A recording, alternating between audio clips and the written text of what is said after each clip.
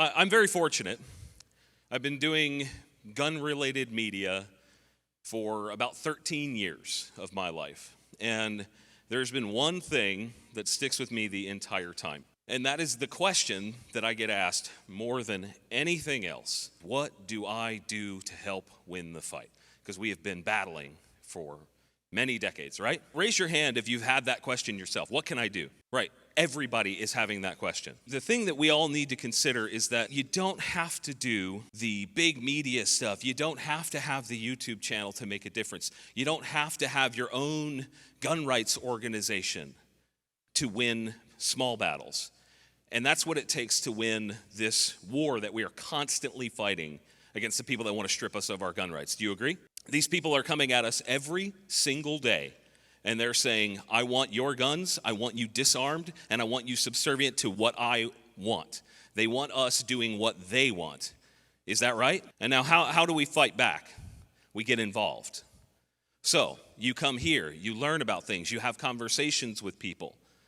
You start to go, well, if that guy can do that thing, if John can be on the stage, if I can stand up here and just be a regular dude and say, hey, I'm going to make a difference today, you can do that too.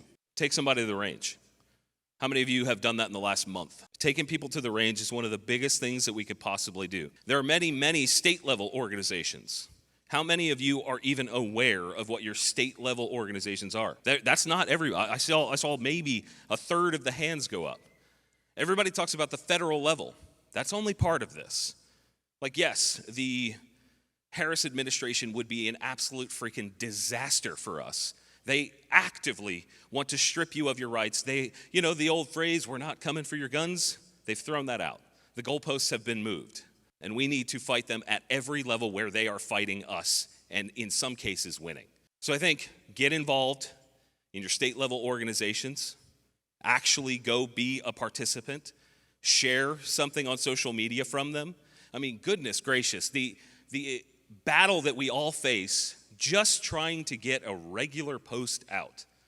GOA faces it, I face it, every single one of our content creator friends face it, every gun brand that's here, we all are behind the eight ball because they want us silenced.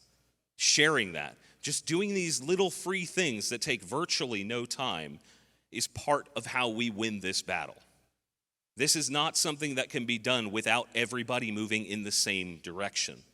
It is so difficult to get everybody to do the same thing because we are all dedicated, independent people, self-supporting people.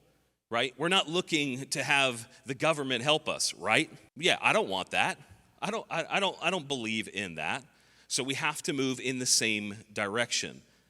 So you start at your local, your state level, and then of course you get into supporting, like you are right now, GOA. How many of you are life members of GOA? That is not enough. That's not enough. I mean, it sounds challenging, right? You go, well, I maybe don't have the money, or I don't have the time. And the answer is yes, you do. Because if you don't prioritize keeping your Second Amendment rights, we're done. We're done. I was very fortunate to stand in a room with somebody that works with President Trump last night. Very fortunate to have that ability to speak to him. And I put my eyes on Donald Trump saying, I want to support the Second Amendment. And in the past, I have been very skeptical of such things. 100% skeptical. However, at this point in time, we do not have another option. So, the other thing that we can be doing that is very cost-effective to do, and like the previous speaker said, you have to go vote. And it's not hard. They make it easy, right? Right? Voting's not hard. Raise your hand if you think it's difficult to go vote. Nobody.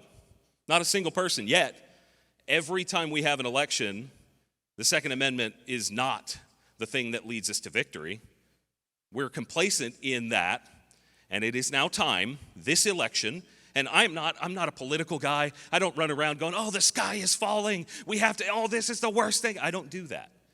This is not how I operate. However, it looks like the sky is starting to crack. That stuff's real scary. When the opposing force is saying daily that they want to strip us of our rights and unravel the seams of America, we got to do something. And maybe you don't agree with whoever is in that office, but I swear to you, in this case, we kind of don't have another option. So what are you guys going to do in November? One more time. Okay. We're going to vote, and we're going to vote in the same direction. And I hate that kind of stuff. I hate it. Oh, it hurts my soul because I want you to have free choice. I don't want to tell you who to vote for. I'm not telling you who to vote for. I'm telling you to vote for the Second Amendment. That's what we need to do. Am I right?